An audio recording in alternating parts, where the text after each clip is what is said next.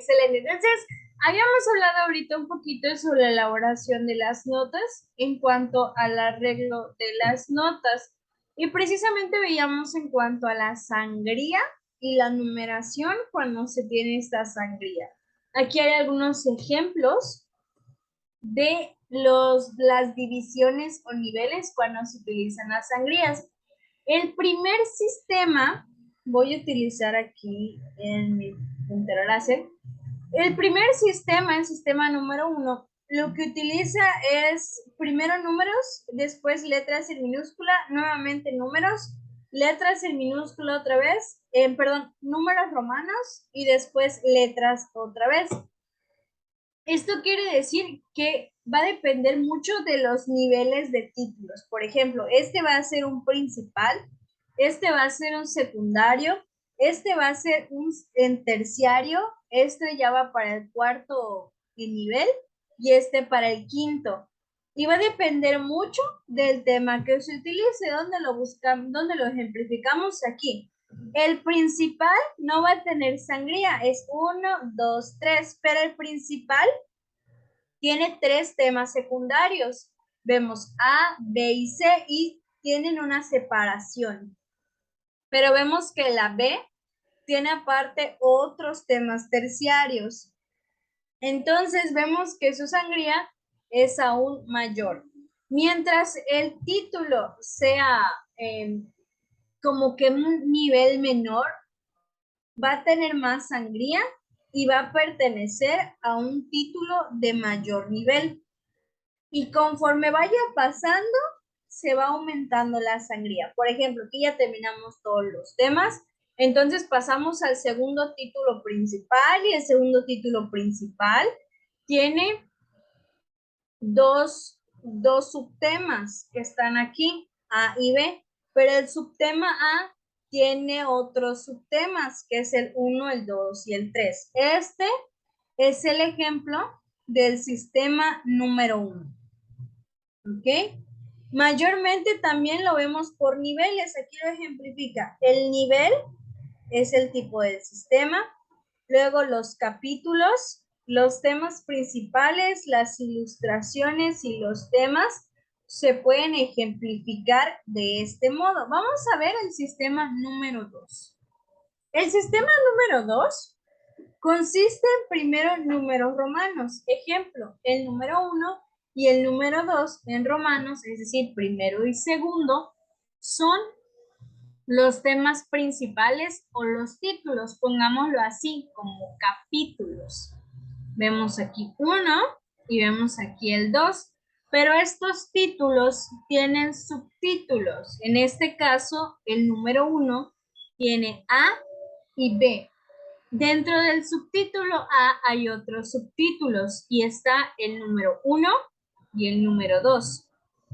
Luego tenemos el B, tiene también dos subtítulos, 1 y 2, pero dentro del subtítulo 1 también hay otros subtítulos y esos serían el A y el B minúscula.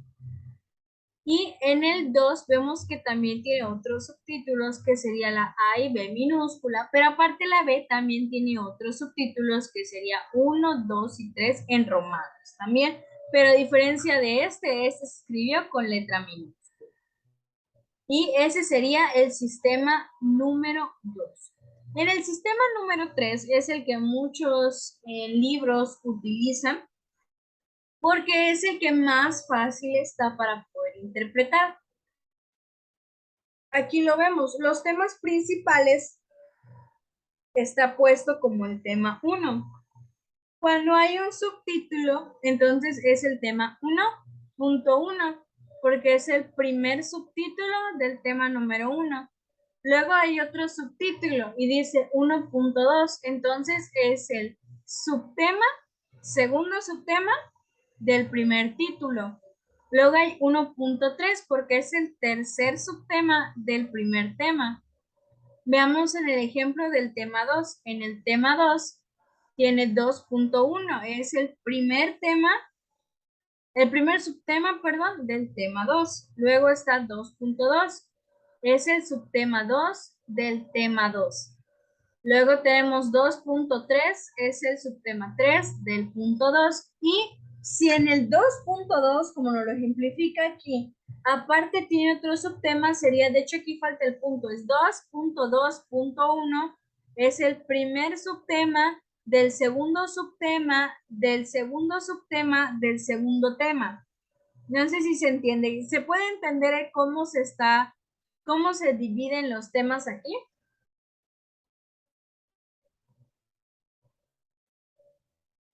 ¿Sí se entendió o es confuso? Ok, gracias, Kat. Excelente. Entonces, este es la manera de manejar el sistema número 3. Muy bien. Y me gustaría ejemplificarlo con el índice que tiene el libro de metodología del aprendizaje. Vamos a ver. Aquí también consta de un índice y se los voy a mostrar.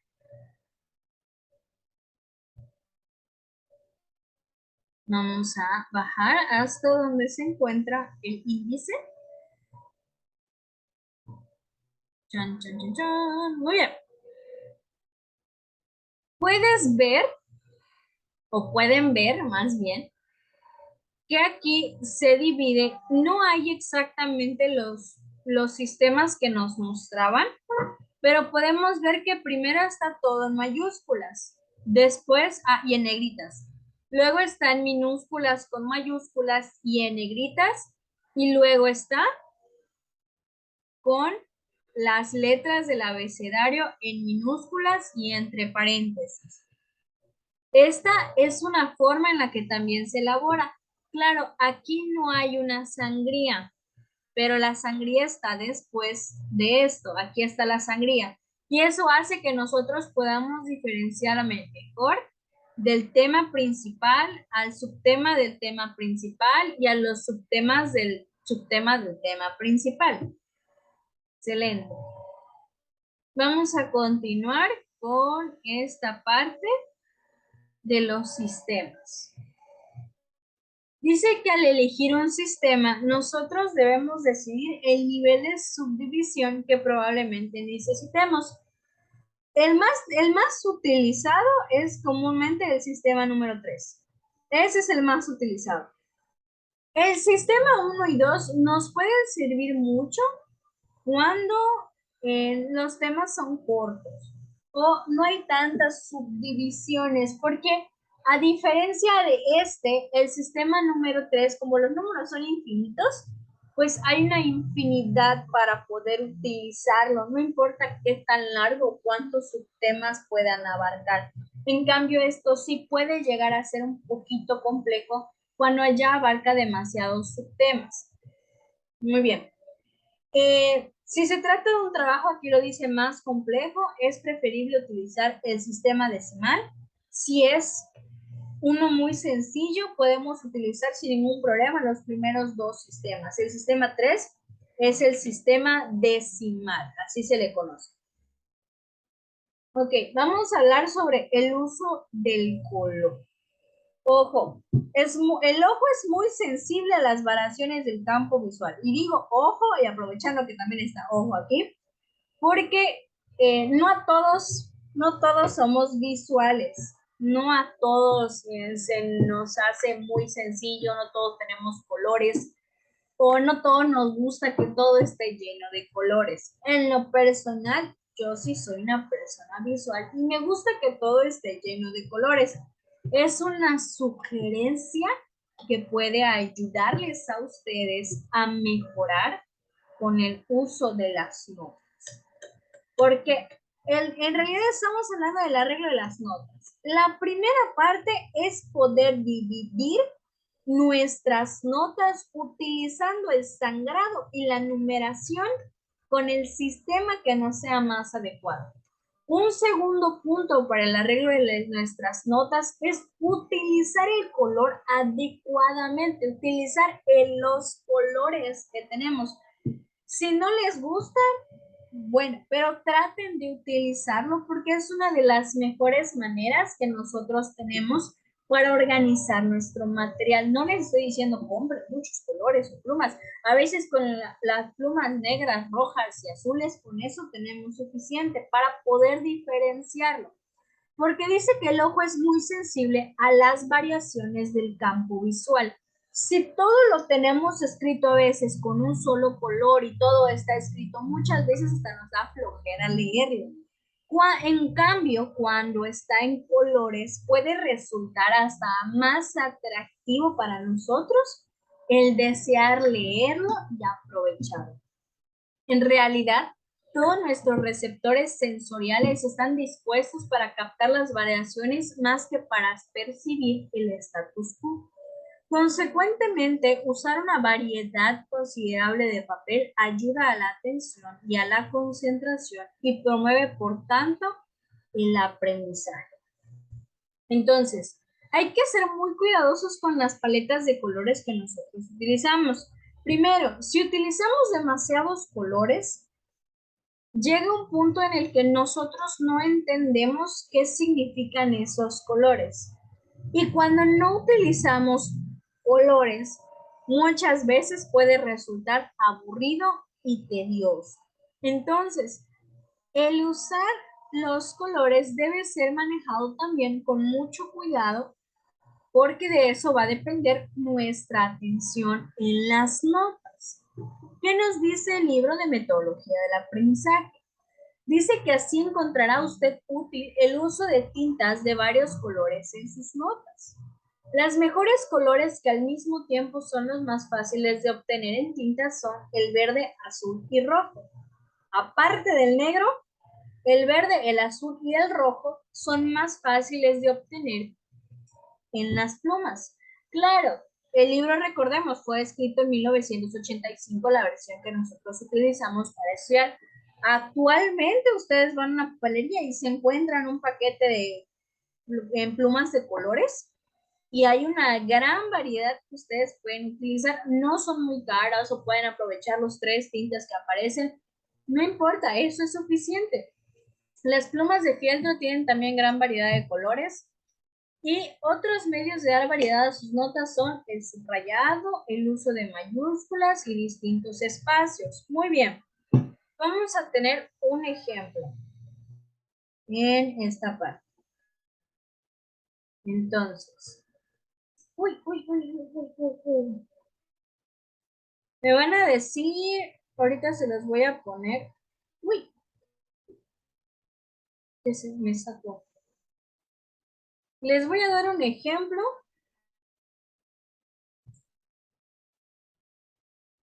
y nada más déjenme que se abra el archivo.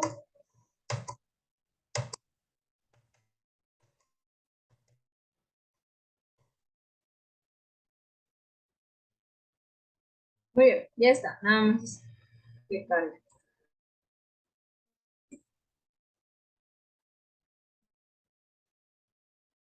Y quiero que me respondas algo, Katia. Aquí está, sí aparece. ¿Qué te llama más la atención? ¿Esto o esto, Katia? ¿Qué prefieres leer? ¿La primera página o la segunda? Perdón, no te escuché. La segunda página me llama más la atención ¿Por qué te llama más la atención la segunda página, Katia? porque está acomodado de una forma más llamativa y además los colores. Ok. Aquí está dividido en 4 partes. Es la misma información que teníamos hace un momento. Aquí todo está de un color y sí, está, perdón, se cayeron mis lentes. Está dividido tal vez por espaciados. Pero aquí ya tenemos una mejor información. El color de la pluma, digámoslo de esta manera, es la misma, todos son de color blanco. Pero utilice formas con colores, tal vez, o solo la forma puede funcionar, que es más llamativa que esta. Entonces, yo voy a tener más ganas de leer esto que leer esta primera página. Porque ya de una vez, como mencionó Katia, en la segunda hoja ya me llama más la atención que la primera. Ok, dame un segundo. Listo. Vamos a continuar con lo que estábamos viendo hoy. Entonces, si tienen, no les estoy diciendo vayan y cómpranse muchas plumas de colores. No. Utilicen el material que tienen en casa. Si no tienen muchos colores y solo tienen una pluma o un lápiz, hagan formas con su pluma y su lápiz. Subrayenlo, escríbanlo en mayúsculas, repinten mucho las palabras para que se vea diferente y también sea más llamativo. Continuando con esta parte, bueno, ya de hecho ya terminando con esta parte, vamos a pasar ahora a cómo nosotros debemos archivar la información. Pero quedó claro cómo vamos a utilizar lo que es el sangrado y la numeración y los colores para las notas. ¿Sí? Ok. Entonces, nada más como recapitulación, el sangrado y la numeración hacen que podamos dividir los temas. Si son temas muy largos y complejos, el sistema 3, que es el sistema decimal, es el que mejor nos puede ayudar. Y segundo, usar colores nos ayuda a diferenciar. No tienen que ser muchos colores, pero no solo también los colores nos ayudan, sino que también subrayar, usar las mayúsculas y también tener distintos espaciados. Ahora sí, podemos pasar a la parte de el archivo. ¿Qué nos dice el archivo? Hay una historia que nos cuenta metodología del aprendizaje, que es que una pequeña caricatura solía adornar el frente del archivero en nuestra oficina. Una secretaria apretando un paquete de papeles se dirigía a su jefe. Muchísimos sistemas de archivo. No, pregunta dice, ¿necesita esto de nuevo, señor? ¿O lo archivo? Muchísimos sistemas de archivo son como este, y el promedio de personas hábiles para crear un archivo útil es muy bajo. La mayor parte de la gente se inclina por el sistema alfabético, que si bien es simple, no remedia nada. ¿Qué es lo que quiere decir este tema? El sistema de archivo más conocido es el sistema alfabético.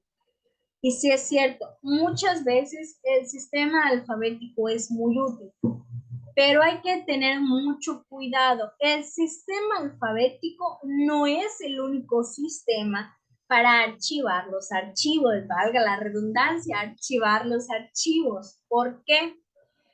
Porque va a llegar un punto en el que como es demasiada información y los temas son muy variados, el sistema alfabético llega a ser obsoleto y vamos a aprender por qué. Para esto vamos a aprender sobre la clasificación natural y la clasificación artificial del archivo. Hay dos sistemas básicos de archivo. El primero es el sistema de clasificación artificial. Este agrupa el material conforme a una sola característica y esa característica, como dice el nombre, es artificial. Es decir, yo soy quien decide cuál es esa característica o yo formo esa característica. Ejemplo, se podría hacer una clasificación artificial de las personas subdividiendo las que hablan inglés y las que no la hablan. ¿Quién creó esa división? Yo. Yo quiero encontrar a las personas que hablan inglés y las personas que no la hablan. No son una división que podemos encontrar naturalmente en las personas, no son una división que ya existe, es una división que yo quiero encontrar de las que hablan y no hablan inglés. Otra clasificación artificial, pero ahora de los animales, podría dividirlos en los que tienen dos patas y en los que pues no tienen dos patas, cualquiera que no sea de dos patas. Entonces, en la clasificación artificial, yo pongo cuáles son esas clasificaciones. Naturalmente los animales no se dividen en dos patas o en no dos patas, ¿no? Hay otro tipo de clasificación que tienen. Yo soy el que dijo, ¿quiénes tienen dos patas? ¿Quiénes tienen menos o más patas, no? Entonces, el uso de la clasificación es extremadamente delicado por el factor único elegido arbitrariamente para esa clasificación. Esa es una clasificación artificial, aquí está. Consecuentemente, la clasificación artificial produce o puede llegar a producir algunos resultados extraños. Por ejemplo, la división de animales bípedos pone al hombre y al gorrión en una división y a las vacas y a los 100 pies, ese es 100 pies, no es en pies, es 100 pies, y a los 100 pies en otra. Entonces, la clasificación dice, los que tienen dos patas y los que tienen cuatro. Entonces va a quedar medio extraño, ¿no? Porque tal vez un pato va a estar con una persona, ¿no? Y dice que una vaca va a estar con el 100 pies, porque la vaca tiene más de dos patas y el 100 pies, pues por obvias razones, el nombre lo dice, tiene más de dos patas. Entonces, ¿qué es lo que vemos aquí? Que las divisiones artificiales muchas veces pueden producir resultados como estos, que pueden ser extraños, pero estas divisiones nos ayudan para un propósito en específico del cual nosotros sabemos cuál es ese propósito. Los esquemas artificiales tienen sus usos. La nacionalidad es una clasificación artificial. Esta también es una clasificación, otro ejemplo de clasificación artificial.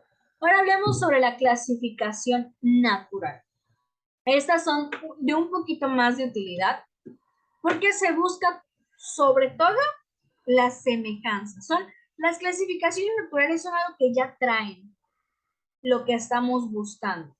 Esto nos conduce a dividir a la gente en hombres y mujeres. Hombres y mujeres es una clasificación considerada como algo ya natural. Y también cuando hablamos, por ejemplo, de un lugar para habitar, para vivir, pueden ser viviendas, chozas, casas, departamentos, etcétera, ¿no? Esas son clasificaciones ya naturales, ya lo que puede existir. Aunque las clasificaciones naturales son todavía arbitrarias, llevan una división del material mucho más estable, especialmente por esta característica, porque buscan semejanzas entre sí, ¿ok? Ahora, Katia, ¿tienes alguna pregunta ay, sobre la clasificación natural y la clasificación artificial, o hay algo que no haya quedado claro entre estas clasificaciones? No, maestra, todo bien. Ok, excelente, estas partes son muy sencillas. Y ahora sí, vamos a utilizar lo que es el sistema alfabético, cuándo sí podemos utilizarlo y cuándo no es tan conveniente utilizarlo, y qué otras opciones tenemos para utilizar en lugar del sistema alfabético. Que el sistema alfabético es considerado también como un esquema artificial. Muy bien. La posición de cualquier artículo en un sistema alfabético está determinada simplemente por los accidentes del lenguaje. Una biblioteca que archiva sus libros alfabéticamente sería muy difícil de usar. De hecho, es un dato interesante que nos enseña este libro. Las bibliotecas no están principalmente ordenadas alfabéticamente. Su orden principal no es alfabético. Si fuera un orden alfabético el que utilizaran las bibliotecas, sería muy complicado poder encontrar los libros. Si dentro de su propia clasificación se acomodan alfabéticamente, pero antes de acomodarse alfabéticamente, se acomodan de otra manera. ¿Por qué? Porque las bibliotecas primero están acomodadas por algo llamado temas.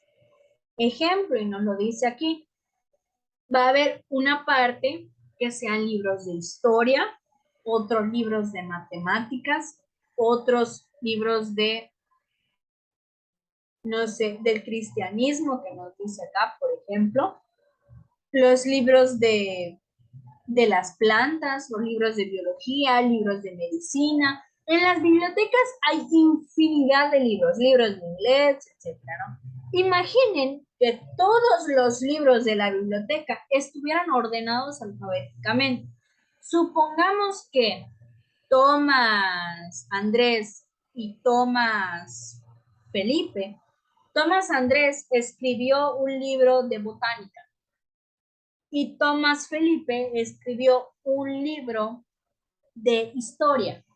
Entonces, como está ordenado alfabéticamente, cuando yo encuentre a Tomás, voy a encontrar libros, uno de botánica junto a historia y al otro lado supongamos que hay otro que se apellida, no sé, Tokio, y ese Tokio escribió ahora, pero sobre el mar. Y luego al lado hay otro autor que en realidad escribió una novela. Entonces todo estaría tan revuelto buscar algo en específico sería muchísimo más complicado, porque si se dan cuenta cuando vamos a una biblioteca, muy rara vez vamos buscando a un autor en especial. En realidad vamos buscando un tema en especial y de ahí encontramos autores y nombres de libros para guiarnos. ¿Ok? A veces no está específicamente el autor, a veces está por el nombre del libro. Entonces, el nombre del libro también puede iniciar con la misma letra de diferentes temas. Por eso, primero, acomoda los temas y ya que los libros están acomodados por temas, bueno, ahí vamos a acomodarlo entonces por orden alfabético, ya sea por título o ya sea por el nombre del autor. Ok, entonces, aquí nos lo explica de otra manera, pero es lo mismo que yo les dije. Los libros sobre el cristianismo y sobre las crisantemos quedarían casi juntos, en tanto que los libros relativos a las rosas quedarían a muchos estantes de distancia. Si la lista de tópicos se hace tan grande que no puede ser leída en un minuto, el sistema se vuelve tedioso. Con la cantidad de información que usted desea archivar crece, sería muy útil crear un sistema semialfabético. Este sistema semialfabético hace que nosotros creemos encabezados de temas en especial y luego hacerlo alfabéticamente por los temas que abarca ese tema principal. Ejemplo, el encabezado va a ser jardinería y los subtemas van a ser rosas, pasto, girasoles. Entonces así lo hacemos semi-alfabético, no todos revueltos, sino que vamos a crear divisiones por temas y de ahí sacar lo que iría dentro de ese tema para poder ordenarlo alfabéticamente. Muy bien. Datos interesantes aquí vamos a tener. Entonces, ese sistema se llama semi-alfabético. Muy bien. Desde luego que el sistema alfabético es ideal para el material que no necesita ser agrupado. Por ejemplo, los nombres en un directorio telefónico. Entonces, pregunta de examen. ¿Dónde se puede utilizar el sistema alfabético? En un directorio telefónico. ¿Por qué? Porque normalmente cuando buscamos, ya no se utilizan. Antes sí, yo recuerdo que de niña mi mamá compraba cada cierto tiempo un libro amarillo donde venían, primero venían por orden alfabético, A, B, C, D, negocios que comenzaran con eso, ¿no? Recuerdo que siempre me gustaba ir a la P porque era donde estaban las pizzerías. Y al final venían números telefónicos por el nombre de la persona que había contratado el teléfono. Entonces, allá es más fácil porque, digamos, no me acuerdo del nombre del número de esta persona. Me acuerdo de su nombre porque sé a quién me estoy dirigiendo. Es más fácil buscar el nombre para poder encontrar el número de la persona. Pero si usted fuera cartero, agruparía a la misma gente por calles y no por nombre. Entonces, ahí que sería más fácil utilizar mi mapita y decir, ok, entonces en la calle 72 se encuentran, tengo cartas, 5 cartas. Y en la calle 74 tengo 6. En la calle 76 tengo otros 8. En la 78 allá tengo 2. Entonces ahí voy ordenando primero por calles y voy a ir pasando y llevando las cartas. Que supongamos, Alonso, voy a llevar una carta a Alonso que vive en la calle 58, pero luego tengo a Álvaro y a Álvaro es en la calle 65. Y luego tengo a Barceló, y Barceló está en la calle 87. Entonces sería más difícil hacerlo alfabéticamente que por calles. Entonces hay que darse cuenta cuándo se puede utilizar el sistema alfabético y cuándo otro sistema puede ser mejor estructurado. En el caso de un directorio telefónico, alfabéticamente. Para un cartero, alfabéticamente imposible. Sin embargo, al escoger un sistema para archivar, debe tener en cuenta cómo y por quién va a obtener información de él. Muy bien. Antes de pasar el archivo por materias, vamos a dejar y pausar hasta aquí. Y permítanme